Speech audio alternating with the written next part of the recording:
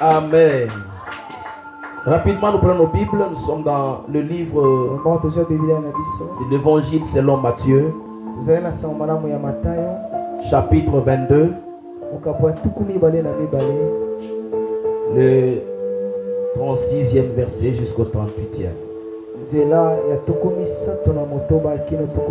Matthieu 22, verset 36 à 38.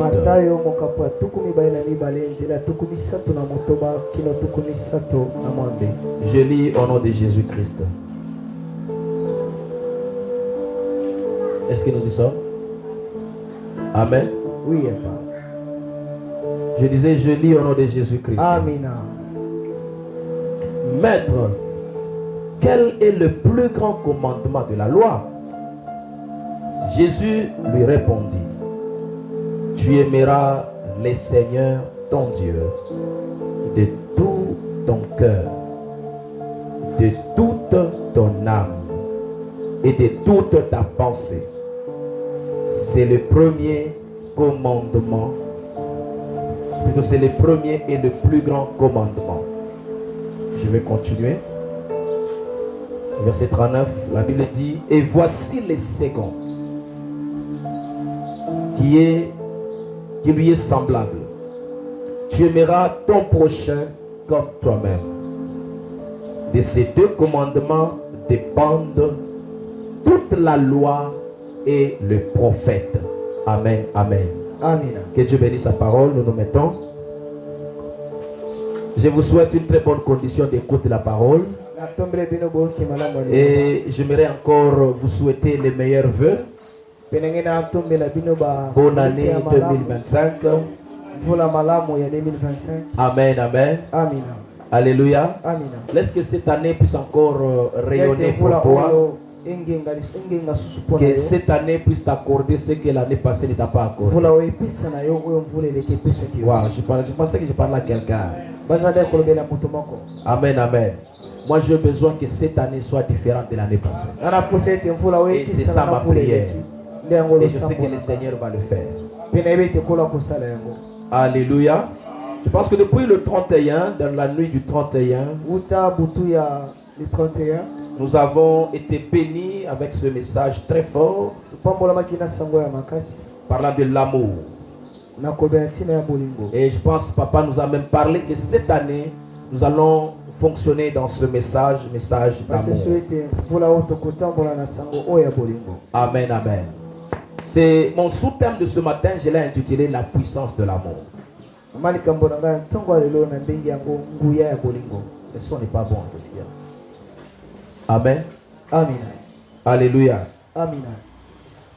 J'ai intitulé le message de ce matin la puissance de l'amour. Nous venons de lire dans ce texte de Matthieu. Matthieu est en train de nous révéler quelque chose. C'était une conversation entre Jésus et le docteur de la loi. Alors, ils ont posé une question à Jésus. Il dit, quel est le plus grand commandement de la loi? Or que nous savons tous que nous avons 10 commandements dans la loi que Moïse a donné. Alors Jésus a tellement voulu donner le plus grand commandement de tous ces 10 commandements. Quel est le plus grand commandement? Écoutez ce que Jésus répond. Il dit ceci. Il dit, tu aimeras le Seigneur ton Dieu de tout ton cœur, de toute ton âme.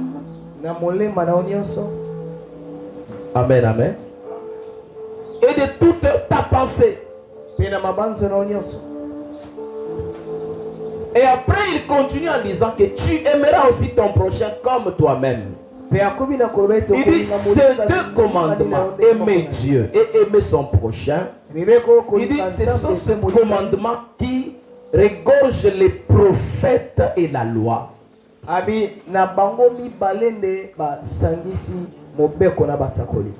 En dépit de tout ce qu'on peut dire que tu ne tueras point, tu ne voleras point, Jésus a voulu résumer en donnant le plus grand commandement. Il a dit, tu aimeras premièrement d'abord les seigneurs ton Dieu. Amen, amen. La puissance de l'amour. J'ai voulu un peu qu'on puisse parler sur ce thème pour qu'on puisse insister sur ce mot amour. Parce que ce message a semblé un peu perdre sa saveur, a perdu sa valeur, ce message. Et la plupart des fois, quand on prêche ce genre de message, il y a des gens qui ne trouvent pas de la puissance dans le message de l'amour. Mais laissez-moi vous dire que c'est ce message qui garde beaucoup de miracles. C'est un message qui regorge la spiritualité. Parce qu'il y a de ceux-là qui croient que lorsqu'on est spirituel, est-ce qu'on est ensemble? Il y a des gens qui croient que lorsqu'on est spirituel, on doit être quelqu'un qui prie beaucoup, quelqu'un qui a une voix cassée, quelqu'un qui jeûne beaucoup, quelqu'un qui parle en langue, quelqu'un qui voit de vision. Bien aimé, ce n'est pas ça, c'est pas ça qui définit un homme spirituel. Mais écoutez ce que l'apôtre Paul est en train de parler aux Corinthiens. 1 Corinthiens chapitre 13, qu'est-ce qu'il dit? Il dit quoi? Il dit, quand je parlerai la langue de Dieu, la langue des hommes, tout ça, des anges, mais si je n'ai pas l'amour, je suis qu'un airain qui retentit. Amen. Alléluia. La vraie spiritualité regorge dans l'amour. Et j'ai essayé de réfléchir sur ce mot amour. Lorsqu'on veut définir l'amour selon les dictionnaires, selon les hommes, l'amour, les gens disent c'est un sentiment, c'est une émotion. Ça, ce n'est pas du tout faux. Mais lorsque nous rentrons dans la volonté de Dieu, en parlant de l'amour, nous voyons que l'amour est plus qu'une émotion, l'amour est plus qu'un sentiment. Amen. Alléluia. L'amour est plus qu'une émotion, l'amour est plus qu'un sentiment. Lorsqu'on parle de l'amour, il y a une partie qui cadre avec les émotions. Mais avec Dieu, l'amour n'est pas seulement une émotion, mais l'amour c'est un commandement. Amen. Wow. Alléluia. Alléluia. L'amour est un commandement. Un commandement sacré. Parce que, bien aimé, quand tu vas au-delà quand tu veux manifester l'amour comme émotion, tu vas faillir dans la volonté de Dieu. Parce que ce que Dieu va te demander, à prouver comme amour, va tellement te pousser à ne pas plonger dans les émotions. Mais va te pousser à honorer la parole de Dieu, à honorer les commandements de Dieu. Écoutez donc la façon dont Jésus est en train d'aborder ce message. Il dit ceci. Les commandements, le plus grand commandement, il dit quoi? Tu aimeras l'Éternel, le Seigneur ton Dieu. Mais c'est un impératif, ce n'est pas une supposition. Quelqu'un peut dire Amen. On ne vous suppose pas. Est-ce que vous pouvez aimer Dieu? Non. Il est en train de donner un ordre. Tu aimeras. Ça devient un commandement. Parce que tu es obligé. Il t'est demandé de le faire. Ce n'est pas un problème de sentiment. Es-tu content ou tu n'es pas content? Es-tu d'accord ou tu n'es pas d'accord? Tu veux ou tu ne veux pas? Voilà, même Dieu lui-même, quand il parlait le commandement à Moïse, il disait quoi? Vous allez voir la façon dont Dieu parlait. Il dit, tu n'auras point d'autre image taillée. Quand il parle avec assurance. Il parle que ça doit être comme ça. Quelqu'un peut dire Amen. Alléluia. Vous allez comprendre pourquoi l'amour est un sentiment, est un commandement. C'est un commandement parce que l'amour nous demande à aimer Dieu. Amen. Alléluia. Aimer Dieu. Vous savez, aimer Dieu, c'est très vraiment vaste et aussi un peu vague si on le dit. Aimer Dieu. Dieu, on ne le voit pas. Amen. Maman Niclette me dit hier, Otinien lui a posé une question qu'il a un peu embrouillé, n'a pas bien répondu. L'enfant pose la question à sa maman, est-ce que Dieu existe?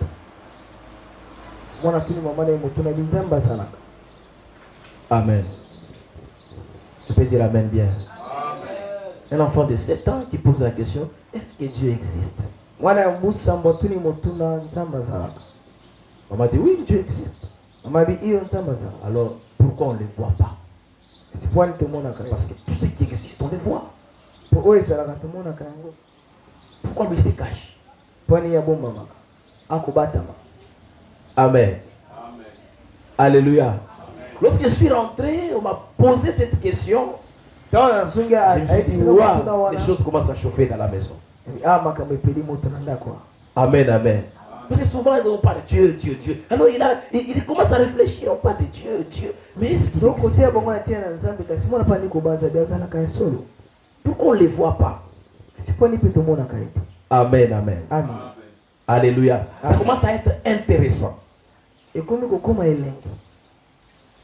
J'ai dit à l'enfant, le fait que toi tu existes, c'est la preuve que Dieu existe.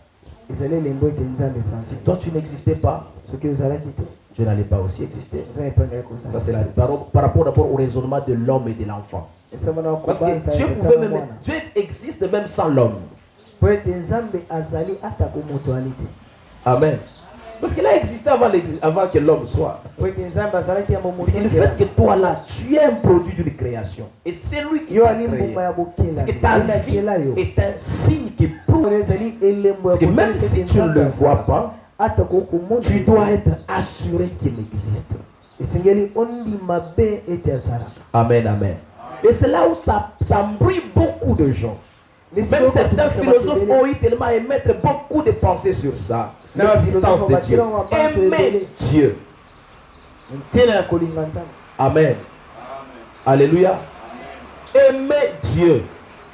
Je pense que je vais encore aller, je vais les toucher dans la suite du message.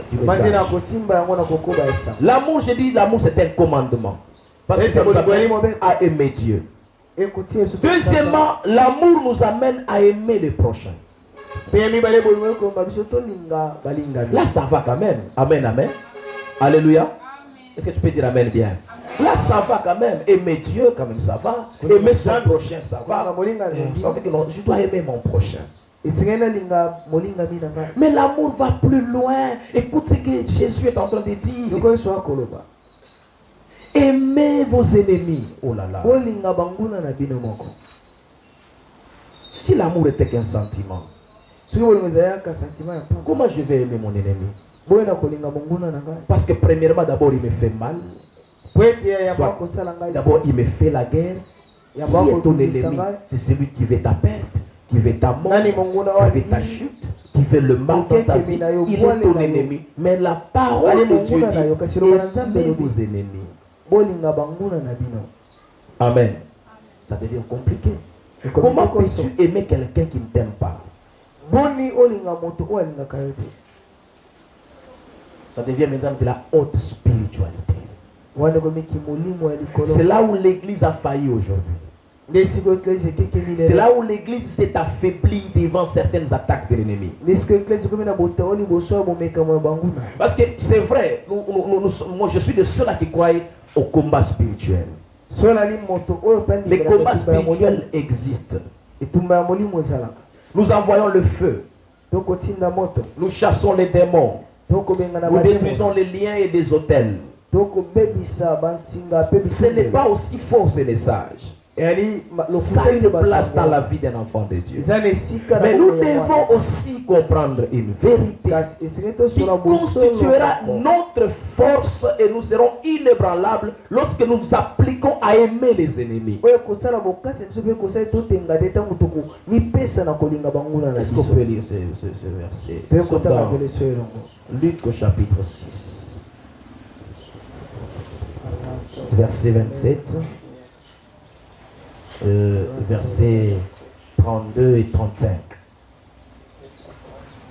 Écoute ce que Jésus est en train de dire. Mais je vous dis, à vous qui m'écoutez, aimez vos ennemis, faites du bien à ceux qui vous haïssent. Le verset 32, il dit, si vous aimez ceux qui vous aiment, quel gré vous en sera-t-on? Les pécheurs aussi aiment ceux qui les aiment. Au verset 35. Mais aimez vos ennemis, faites du bien et prêtez sans rien espérer. Et votre récompense sera grande et vous serez fils du Très-Haut. Car il est bon pour les ingrats et pour le méchant. Amen, amen. Alléluia. Amen. Alléluia. Amen. Aimez ton ennemi. Là, on ne vous demande pas d'être naïf. C'est ça le problème. Ce n'est pas de la naïveté. Tu sais qu'il y a quelqu'un qui ne t'aime pas. Tu sais qu'il y a quelqu'un qui te fait la guerre. On ne dit pas fais de lui ton ami. Amen. Alléluia. On ne dit pas fais de lui ton ami, mais on dit de l'aimer. Ne lui souhaite pas le mal. J'ai entendu une chanson à la fin de l'année ici, j'ai oublié ce qui a posté. La personne a dit Seigneur, s'il te plaît, ne tue pas mes ennemis, s'il te plaît. Comment ils sauront que tu es avec moi? Comment ils sauront que tu m'as béni? Ne les tue pas, garde-le en vie. Amen, amen. Alléluia. Amen, amen. Cette prière a semblé bonne, mais quand je réfléchissais, je sentais que cette prière était une prière de vengeance. Ce n'était pas une bonne prière. C'est comme s'il priait que Dieu garde ses ennemis, mais lui, il dit que Dieu les garde pour qu'ils aient encore plus mal de ce que Dieu va faire de lui.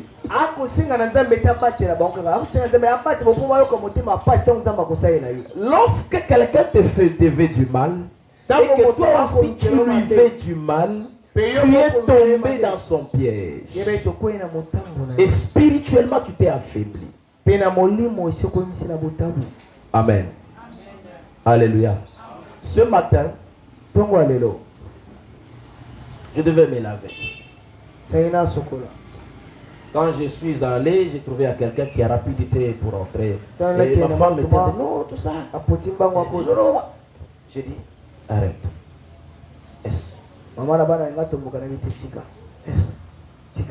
Amen. Non, on ne peut pas tomber dans ce piège. Parce que lui voudra que ça fasse comme ça. Et tu es plus mal que vous entrez dans ces jeux-là. Alors quand tu connais le comportement de quelqu'un, ignore-le. Et que ça ne te fasse pas du mal. Sois normal. Et la situation a été maîtrisée sans problème. Amen. Alléluia. Amen. Amen. Bien-aimé, si tu n'arrives pas à atteindre ce niveau d'amour, ça sera compliqué pour toi. Il y a certains combats que tu ne vaincras pas. Il y a certaines attaques auxquelles tu ne résisteras pas. Je te dis vrai. Alléluia. Parce que l'ennemi, ce qu'il veut, c'est que nous puissions devenir comme lui. Que nous puissions devenir méchants comme lui, mauvais comme lui. Et par là, il est en train de ternir notre spiritualité. C'est quand Dieu dit aime ton ennemi, il ne te demande pas est-ce que tu es d'accord ou pas. Non, ça devient un commandement, c'est un ordre. Tu dois le faire. C'est comme dans un couple, on ne demande pas à l'homme est-ce que tu peux aimer ta femme. Marie, aimez vos femmes. C'est un ordre, c'est un commandement. L'homme est appelé à aimer sa femme. Amen. Alléluia. Parce que si tu n'aimes pas, tu tombes dans le sentiment. C'est un piège. Amen. Alléluia. Jésus dit ceci. Il ne faut pas aimer seulement ceux qui vous aiment. Non. Vous savez, il y a des gens qui peuvent vous dire la vérité que moi je ne t'aime pas. Quelle sera ta réaction? Moi aussi je ne t'aime pas. Même pas, moi aussi je ne t'aime pas. Comme ça fait un but partout. Non, tu n'as pas besoin de faire un but partout. Amen. Alléluia. Alléluia. Vous savez, dans aimer Dieu, il y a aussi aimer l'ennemi. Dans aimer Dieu. Pourquoi cet ennemi-là, c'est une créature de Dieu. La Bible dit ceci. Comment tu peux dire que tu aimes Dieu, que tu ne vois pas avec les yeux, mais pendant que tu es ton frère? Amen. Alléluia. Aimer, ce n'est pas seulement un sentiment, je me répète. J'ai besoin de m'insister là-dessus. C'est un ordre, c'est un commandement. L'amour, commandement, c'est ce qui fait notre foi et c'est ce qui fait notre force en tant que chrétien. Commandement. Lorsque tu vis dans ces commandements, laisse-moi te dire, tu es en train de plaire à Dieu et Dieu va veiller sur toi. Est-ce que je peux poser une simple question? Qu'est-ce qui a prouvé Dieu? Qu'est-ce qui a poussé Dieu à nous aimer? Amen. Alléluia. La Bible dit pendant que nous étions pécheurs, Christ est mort pour nous. Imaginez-vous, il n'a pas attendu que nous puissions devenir parfaits. Nous étions déjà mauvais, nous étions pécheurs. Mais il est venu pour les méchants, pour les mauvais. C'est ça le vrai amour. Il nous a aimés dans ces conditions-là. Amen. Alléluia. Vous savez que si vous aimez seulement ceux qui vous aiment, vous devenez un frein et un élément dangereux pour l'évangile. Alléluia. Je me rappelle d'un prophète, nous le connaissons tous, Jonas. Dieu appelle Jonas et Dieu lui confie la mission. Jonas, prophète, je t'envoie à Ninive, va prêcher aux habitants de Ninive qu'ils se répandent, sinon je vais tuer toute la ville, je vais éliminer les gens. Parce que leur méchanceté est arrivée jusqu'à moi, je ne veux pas les détruire, mais j'ai besoin que l'évangile, que la bonne nouvelle leur soit annoncée. Amen. Alléluia. Vous savez, ce qui a poussé Jonas à ne pas aller à Ninive, c'est quoi? Ce n'est pas parce qu'il n'a pas voulu obéir à Dieu. Mais il n'a pas voulu aller à Ninive parce qu'il n'aimait pas ces gens de Ninive. Amen. Il va à Tarsis. Dieu les récupère, Dieu les force. Heureusement, il avait la grâce. Il entre dans le ventre du poisson 3 jours. Dieu les récupère. Le poisson va les vomir à Ninive. Il se retrouve à Ninive. Amen. Prêche l'évangile. Maintenant, écoutez Jonas. Jonas commence à prêcher. Dans son cœur, quand il prêchait, il ne voulait pas que les gens se répandent. Amen. Il annonce, répandez-vous, sinon Dieu va vous tuer, il va tuer toute la vie. Si vous ne vous répandez pas. Les gens commencent à trembler. Ils commencent à se répandre. Plus les gens se répandaient, Jonas devenait encore furieux. Je voudrais que Dieu les tue, les pécheurs. Mais comment Dieu va les sauver encore? Amen. Amen. Il se fâche, il s'arrête quelque part. Il se repose sur un arbre. Très colérique, très fâché, tellement là. Il est fâché même contre Dieu. Et Dieu le regarde. Dieu sèche l'arbre. Il voit le soleil qui le frappe. Il se fâche encore. Ça, Dieu lui dit, l'arbre là, qui l'a créé? C'est pour toi, ça t'appartient. Amen. Alléluia. Il s'est ressaisi un peu. Moi, ce sont mes créatures. Je fais de ce que je fais. Si je veux les tuer, je les tue. Si je veux les garder, je les garde. Ça ne te concerne pas. Toi, fais ton travail. Amen. Alléluia. Il s'est repenti. Il dit, ah Seigneur, pardonne-moi. Mon cœur était loin de toi. Bien aimé. Ce qui concerne l'amour, l'amour du prochain. Amen, amen. L'amour du prochain. Dans l'amour du prochain, il y a un élément majeur qui doit vous caractériser. Qu'on appelle la compassion. Amen. Alléluia. La compassion doit vous accompagner dans l'amour du prochain. Est-ce que je parle à une personne? Est-ce que tu peux dire avec moi la compassion? La compassion. La compassion doit nous caractériser parce que sans compassion, il n'y aura pas d'action. Amen. Alléluia. Alléluia. Car l'amour n'est pas seulement les mots ou les phrases qu'on prononce. L'amour, c'est les actes qu'on pose. Alléluia. Vous savez, il y a des gens, ils peuvent dire qu'il a l'amour. Des fois, ils te parlent bien, mon frère. Dieu va t'aider. Un jour, dans un quartier, quelque part, à côté vivait un riche et un pauvre. Ils étaient voisins. Alléluia. Ce riche était chrétien.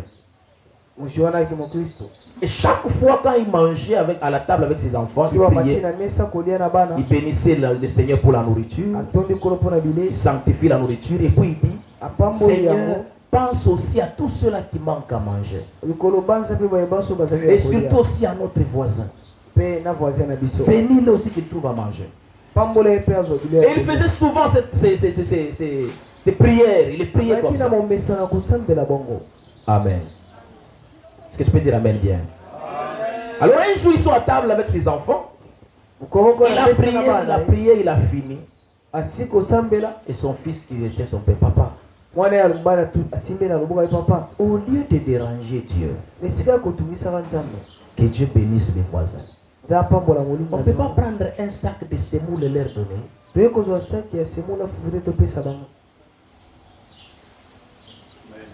Amen.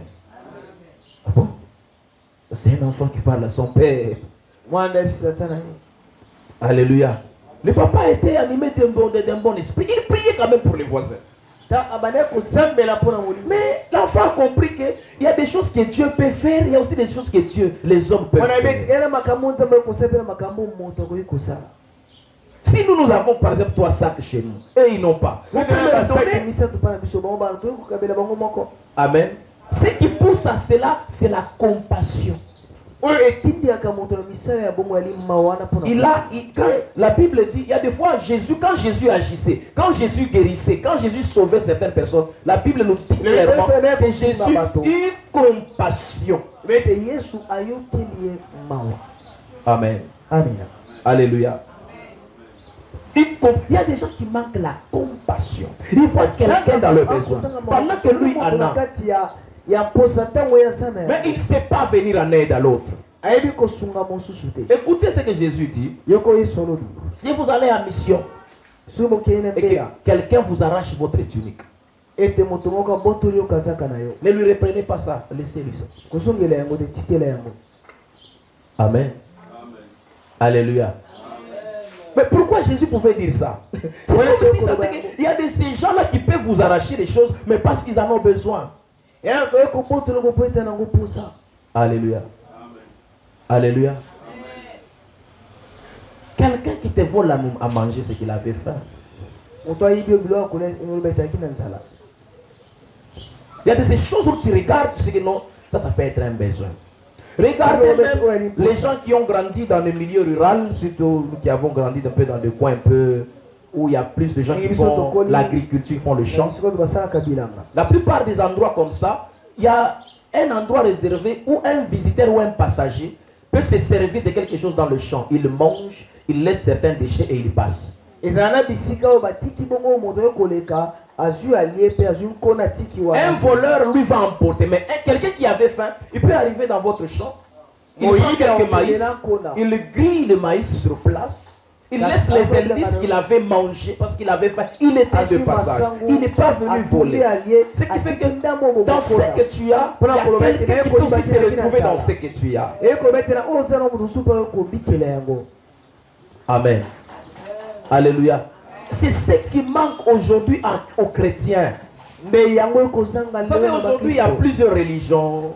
Mais regardez même la force de certaines religions. Il y a des gens qui partagent. Il y a des gens qui font participer aux autres à manger, soutenir le bien des autres. Mais nous, les chrétiens, au nom de la spiritualité, au nom de l'état d'âme des gens, nous avons peur qu'on puisse nous ensorceler. Nous sommes inconscients de celui qui est en nous. La Bible dit quoi? Celui qui est en nous est plus fort que celui qui règne dans le monde. Aujourd'hui, il y a des chrétiens qui ont plus peur de la sorcellerie. Vous savez pourquoi on a peur de la sorcellerie? Parce qu'on a négligé la véritable spiritualité.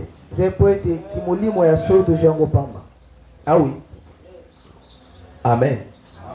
Mais l'amour, c'est la haute spiritualité. On peut te faire la guerre. On ne te vaincra pas parce que tu as l'amour. Quand tu as l'amour, tu as Dieu. La Bible dit Dieu est amour. Dieu n'a pas l'amour. Dieu est amour. C'est lui qui a l'amour à Dieu. Et celui qui a Dieu, quand vous lui faites la guerre, vous n'allez pas le vaincre. Parce que Dieu est avec lui. Amen. Tu peux dire Amen bien. Quand tu as compassion, tu vas partager, tu vas aider ton prochain. Regardez la croix. Regardez la croix.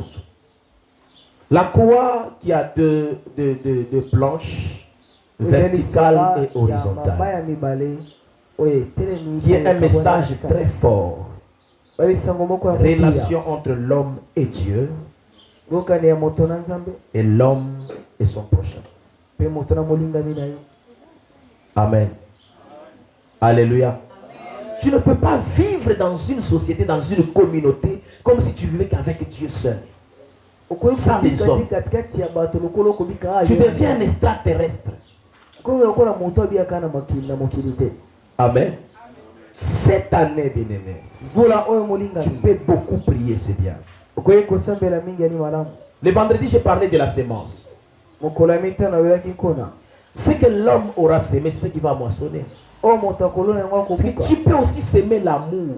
On ne sème pas seulement l'argent, j'allais dire qu'on ne l'onne pas. Amen.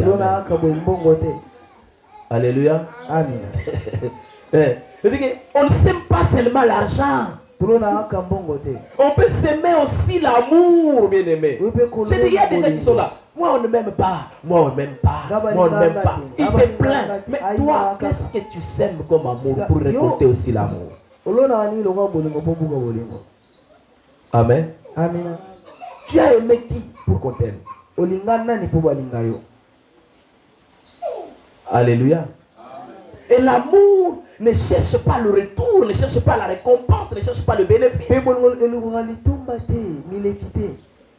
L'amour, quand ça travaille, ça fonctionne, ça s'arrête là. Le reste là, c'est Dieu qui gère. Ce n'est pas à toi de non, comme j'ai semé l'amour, je dois récolter. Non, toi d'abord sème.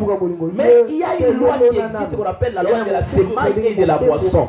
Ça, c'est Dieu qui coordonne cette loi. Ce n'est pas toi qui coordonne cette loi. C'est ce que tu sèmes, tu vas le récolter. Amen. Alléluia. Tu vas le récolter. Et puis ce que j'aime avec cette loi, c'est que ça multiplie tous ces qu'on sème. Quand tu sèmes un grain de maïs, tu ne vas pas récolter un grain de maïs. Tu vas récolter plusieurs grains de maïs. Le monde dit quoi? Celui qui sème les vents récolte quoi? La tempête. Parce que la tempête, c'est l'ensemble des vents. Il y a plusieurs vents réunis, ça forme la tempête. Amen, amen. C'est que si tu sèmes le bien va se multiplier. Si tu sèmes l'amour, l'amour aussi va se multiplier. Est-ce que quelqu'un peut dire amen? Alléluia. Bien-aimés, marchons dans la compassion. Marchons dans la compassion. Tu vois quelqu'un dans le besoin, aide-le. C'est cette compassion qui vous amènera même à aider les démunis, à aider les pauvres. Il y a des orphelins, il y a des veuves, il y a des pauvres, il y a des indigents. Amen. Alléluia. Alléluia. C'est vrai, nous pouvons donner à l'église. L'église a des besoins. C'est pas un jour qu'il puisse te rembourser, te retourner ce que tu lui as donné. Amen. Alléluia. Tu ne vas pas attendre le retour. Tu sais, quand tu donnes et tu oublies. Mais nous, qu'est-ce que nous avons à la pensée? C'est quand tu donnes. Bien aimé, laissez-moi vous dire ceci. La Bible est claire. Voilà pourquoi il faut lire la Bible. Un chrétien qui ne lit pas, un chrétien qui ne connaît pas la parole, sera un chrétien faible. Quoi qu'il peut beaucoup prier. Je vous dis, amen. Il y a des chrétiens qui prient beaucoup, on les étrangle la nuit, on les dérange, ils dorment pas, mais ils prient beaucoup. Parce qu'il a oublié certains principes de la vie. La Bible dit ceci, ce que l'homme craint.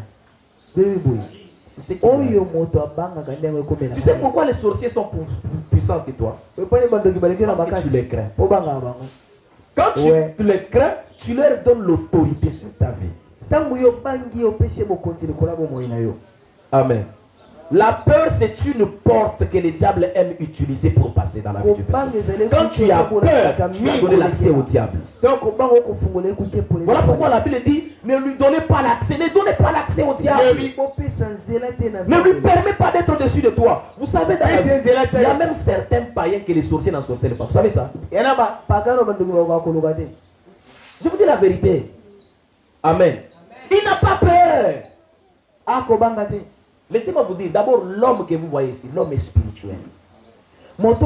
La spiritualité, ce n'est pas parce que tu pries ou tu ne pries pas. D'abord l'homme de nature est spirituel. Et c'est ton état d'esprit aussi qui détermine qui tu es. Amen. Alléluia. Tu as peur qu'on va m'ensorceler. Non, si je lui donne, il va faire ça. À moins que Dieu t'ait donné une directive, Dieu te dit qu'il ne fait pas ça, il n'y a pas de problème. Mais quand tu es dans la parole de Dieu, Dieu défend sa parole. Tu es derrière sa parole pour l'accomplir. Comment tu vivras la puissance de la parole si tu ne la mets pas en pratique? Mais c'est là en pratique pour voir si tu as menti. Amen. Mais quand tu donnes déjà avec l'esprit, non, et tout ça, un jour, une maman m'appelait. Oh, j'ai un colis que je vais envoyer à ma famille. Je voudrais d'abord que tu puisses prier. Prie pour ça, que Dieu sanctifie, le sang couvre. Je ne veux pas que ça va là-bas, que les gens puissent avoir maintenant l'accès pour venir me tourmenter dans mon foyer. Amen. Je lui dis, bon, on va prier. Quand tu donnes là, c'est l'esprit qui t'a convaincu. C'est toi-même tellement tu as voulu donner tout ça. Il dit, non, on avait prêché l'amour. J'ai dit que ça fait longtemps que j'ai donné des histoires à ma famille. Mais fais-le par amour, maman. Même si on prie, c'est vrai, prie. il n'y a pas de problème. Tu as fait par amour. L'amour, c'est une couverture. L'amour, c'est une protection. L'amour, c'est l'antiballe. Amen, amen. Alléluia. Ce que vous faites là, lorsque vous les faites avec compassion, avec amour, laissez-moi vous dire la vérité. Vous serez toujours vainqueur. L'amour triomphe toujours. Amen. Est-ce que je parle à une personne? L'amour triomphe toujours. Je rentre maintenant en parlant de l'amour de Dieu.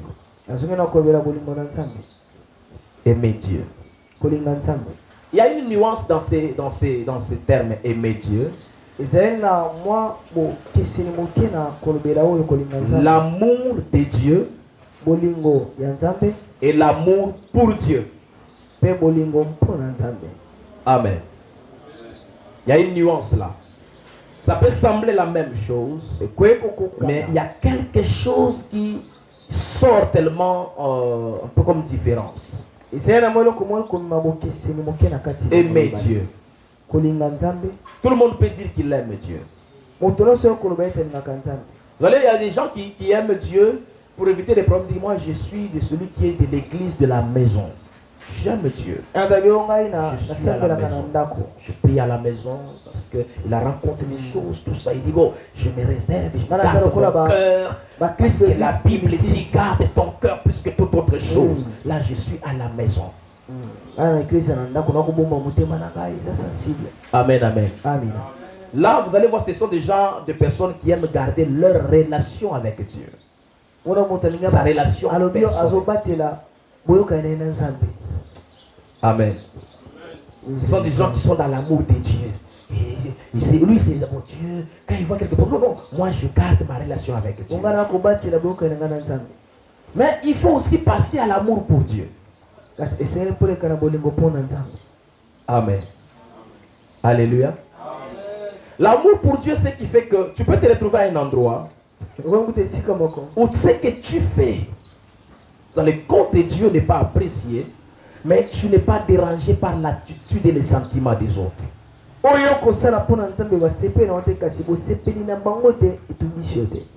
Amen. Qu'il soit contre, qu'il soit pour, je m'en fous, je fais l'œuvre de mon Père. Amen. Alléluia. Je ne peux pas arrêter à faire certaines choses pour Dieu à cause des hommes. Parce que les hommes ne peuvent pas influencer mes actions vis-à-vis de Dieu. Ils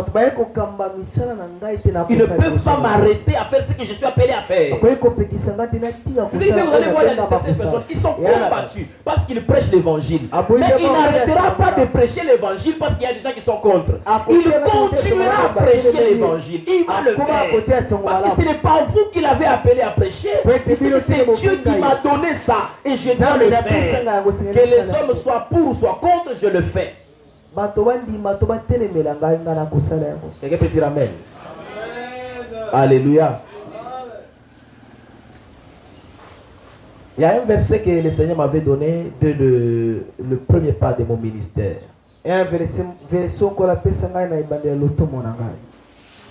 Amen, amen. C'est un message que je garde jalousement dans mon cœur. Dans 2 Timothée chapitre 4, verset 2 à 4. Je lis ce verset.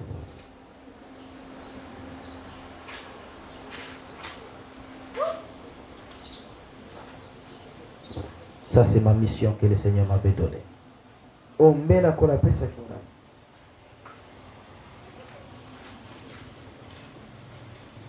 Je vais m'arrêter seulement au verset 2. La Bible dit ceci. Prêche la parole. Insiste en toute occasion, favorable ou non.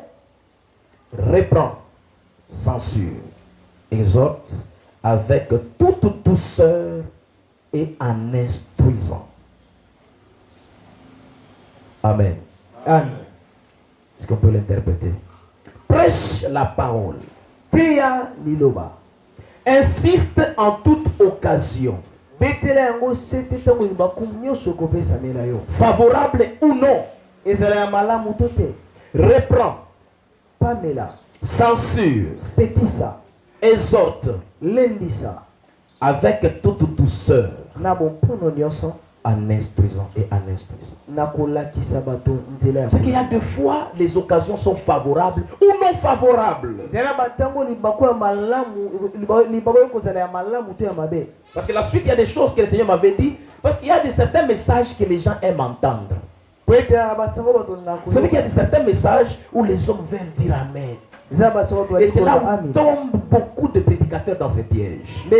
Parce que des fois, il y a des gens qui aiment prêcher pour que les gens disent Amen.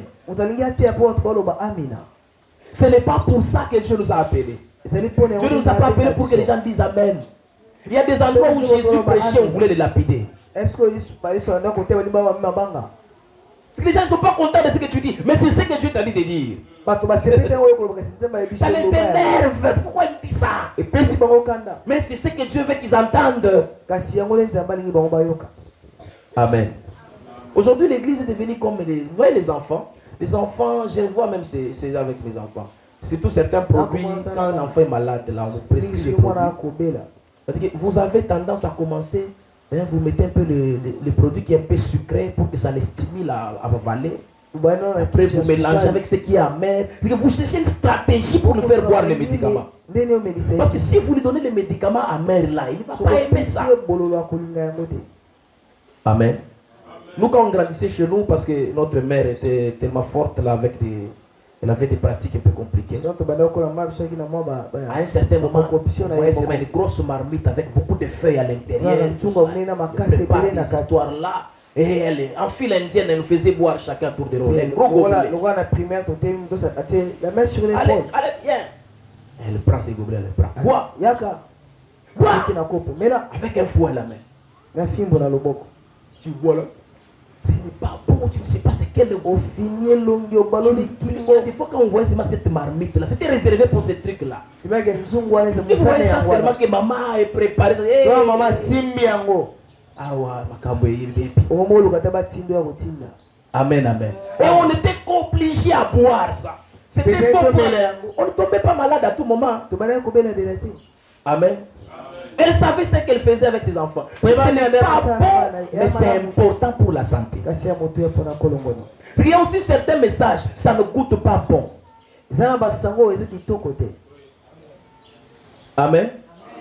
Alléluia. Écoutez Esaïe. Esaïe, Seigneur. Il dit ceci. Le Seigneur me fait manger les rouleaux. Quand il met le rouleau dans ma bouche, c'est trop sucré.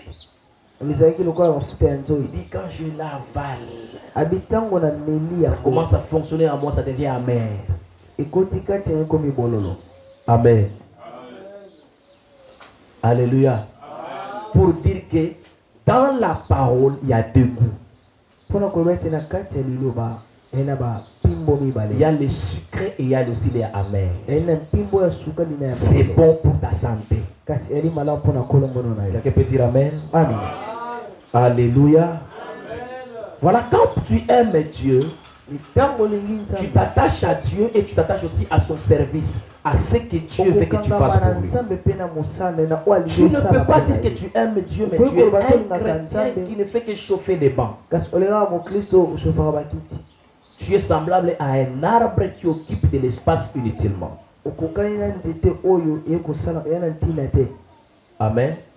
La Bible dit l'arbre qui ne produit pas le fruit, qu'est-ce qu'on fera? On va les couper, on va les jeter dans. C'est ça le risque. Parce que aussi longtemps tu es en vie, tu dois manifester l'amour de Dieu et aussi l'amour pour Dieu. Alléluia. Tu dois servir Dieu. Tu dois soutenir ceux qui servent Dieu aussi. Il y a des gens qui découragent ceux qui servent Dieu.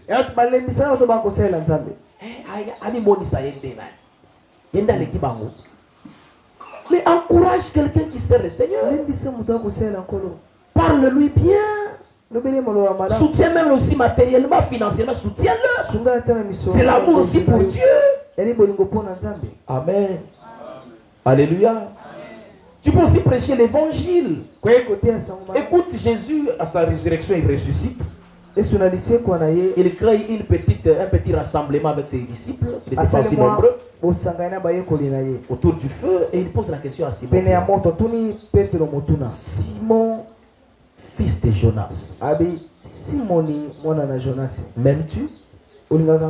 Pierre qui dit, oui, je t'aime, Seigneur. Amen. Alléluia. Amen. Alléluia. Amen.